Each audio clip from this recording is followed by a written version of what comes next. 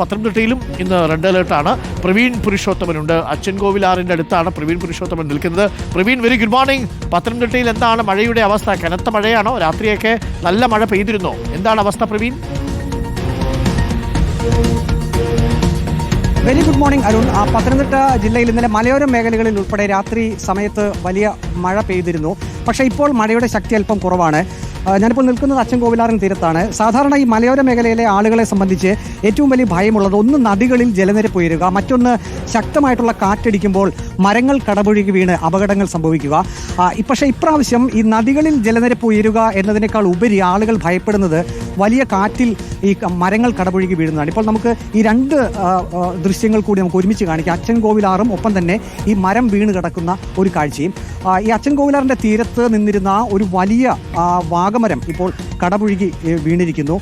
ഇതിനകത്ത് ഏറ്റവും വലിയൊരു പ്രശ്നമുള്ളത് ഈ മരം കടപുഴകി വീണത് ഇപ്പോൾ നമുക്ക് കാണാം. 11 kV ലൈനാണത്. ലൈൻ ഓഫ് ചെയ്തിട്ടുണ്ട്.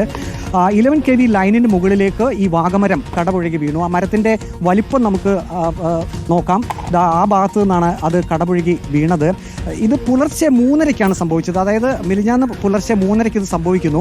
പക്ഷേ മണിക്കൂറുകൾ 24 മണിക്കൂറൊക്കെ കഴിഞ്ഞിട്ടും ഈ വാഗമരം അതേപോലെ തന്നെ ഇവിടെ കിടക്കുന്നു എന്നുള്ളതാണ്. 11 kV ലൈൻ പൊട്ടിയതിൻ്റെ ഭാഗങ്ങൾ നമുക്ക് കാണാൻ സാധിക്കും. പക്ഷേ ഏറ്റവും വലിയൊരു പ്രതിസന്ധി എന്നുള്ളത് ഈ ഭാഗത്ത് ഈ മതിലിൻ്റെ തൊട്ടങ്ങേപ്പുറത്ത് പത്തനംതിട്ട നഗരത്തിലേക്ക് പമ്പ് ചെയ്യുന്ന വാട്ടർ അതോറിറ്റിയുടെ ഒരു പമ്പ് ഹൗസ് ആണുള്ളത്. അതിലേക്കുള്ള വൈദ്യുതി കണക്ഷൻ 11 kV ആണ് പൊട്ടിക്കിടക്കുന്നത്. അതുകൊണ്ട് 24 മണിക്കൂറിലധികമായി ഇവിടെ പമ്പിംഗ് മുടങ്ങിയിട്ടുണ്ട്. മറ്റൊന്ന് പുലർച്ചെ 3:30 സംഭവിച്ചതിനാൽ വലിയൊരു അപകടം ഒഴിവായി എന്നാണ് ആളുകൾ പറയുന്നത്. കാരണം രാവിലെ ഒരു 6 മണിയൊക്കെ കഴിഞ്ഞ് കഴിഞ്ഞാൽ ഇവിടെ കാറുകളൊക്കെ കൊണ്ടിട്ട് ആൾക്കാർ ഈ നദീതീരത്തേക്ക് വരാറുണ്ട്. ഇപ്പോൾ നമ്മോടൊപ്പം പ്രദേശവാസികളുമുണ്ട്. ഇതിപ്പോൾ നിങ്ങളുടെ ആവശ്യം എന്താണ്? ഞങ്ങളുടെ ആവശ്യം എന്ന് വെച്ചാൽ ഇപ്പം നമുക്ക് വാട്ടർ അതോറിറ്റി ജല കിട്ടുന്നില്ല. എല്ലാവരും കിണറൊന്നും ഇല്ലാത്ത ആൾക്കാരാണ്. അപ്പം ഇത് വീണ് കിടന്നിട്ട് ഇപ്പോൾ ഏകദേശം ഒരു ഇന്നാകുമ്പോൾ 2ാമത്തെ ദിവസമാണ്.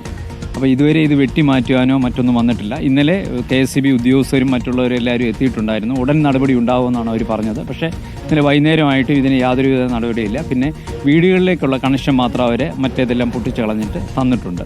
പക്ഷേങ്കിൽ ഇപ്പം നമ്മുടെ പത്തനംതിട്ട നഗരത്തിലെ 32 വാർഡുകളിൽപ്പെട്ടവർക്കും കിട്ടേണ്ടത് ഇത് ശരിയായെങ്കിൽ മാത്രമേ പറ്റൂ.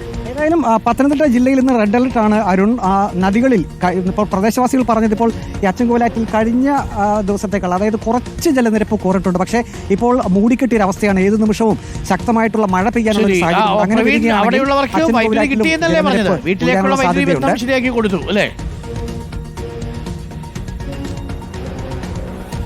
അതായത് ഈ ഗാർഹിക കണക്ഷൻ, അത് വാട്ടർ അതോറിറ്റിയുടെ കാര്യമാണ് പറഞ്ഞത്. അതായത് ഗാർഹിക കണക്ഷനുള്ള ആണ് കൂടുതലും ആളുകൾ ഉപയോഗിക്കുന്നത്.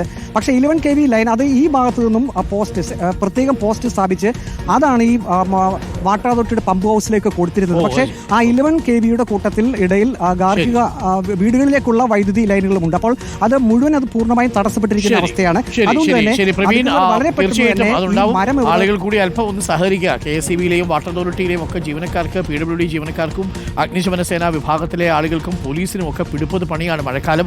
അതുകൊണ്ട് മരമൊക്കെ ഒന്ന് വീണ് കഴിഞ്ഞാൽ 1-2 മണിക്കൂർ വൈദ്യുതി വന്നില്ല എന്ന് കരുതി ഉടനെ വിളിച്ചിട്ട് KSEB ഓഫീസിലെ ഞങ്ങൾക്ക് കറണ്ട് വന്നിട്ടില്ല എന്ന് പറഞ്ഞേക്കരുത്. കാര്യം അവരും മനുഷ്യരാണ്, സാധാരണക്കാരായിട്ടുള്ള മനുഷ്യരാണ്. മഴക്കാലത്ത് ഈ പണി ചെയ്യാൻ പോകുന്ന KSEB ജീവനക്കാരെ നമ്മൾ സല്യൂട്ട് ചെയ്യണം. അപ്പോൾ അതുകൊണ്ട് അവർ 1 മണിക്കൂർ വരാൻ വൈകി എന്നതിൻ്റെ പേരിൽ നിങ്ങൾ ക്ഷമ കൈവിടരുത് എന്നുള്ളതാണ് പറയാനുള്ളത്.